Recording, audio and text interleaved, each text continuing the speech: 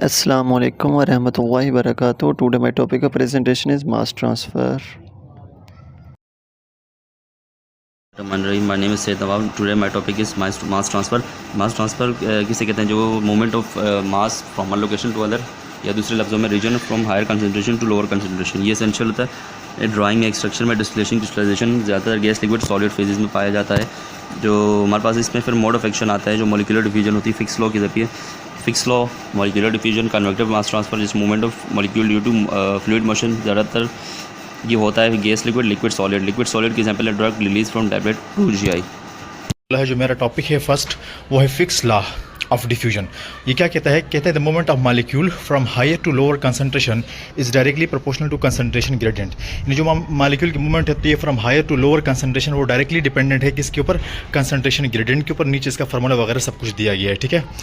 इसके बाद हमारे पास जो फैक्टर होते हैं जो कि अफेक्ट कर रहे हैं मास ट्रांसफ़र को, वो सबसे पहला है कंसंट्रेशन ग्रेडियंट, दूसरा है टेम्परेचर, तीसरा है एजिटेशन जिसे मिक्सिंग भी कहा जाता है, चौथा है प्रेशर, और पांचवा है surface area available for transfer. ये 5 फैक्टर है जो कि अफेक्ट कर रहे थे। अस्सलाम वालेकुम क्लास। आज का जो हमारा टॉपिक है वो है mass transfer in pharmacy. First step है इसमें ड्राइंग एक क्रिटिकल स्टेप है जिसमें हम प्रोडक्ट की manufacturing, ensure proof of stability and quality को चेक कर रहे हैं, जिसमें हम ग्रेन्यूल से मॉइस्चर को रिमूव किया जाता है। दूसरा स्टेप है एक्सट्रैक्शन मतलब आइसोलेट करना हर्बल प्रोडक्ट से इंग्रेडिएंट को, API को रिमूव करना।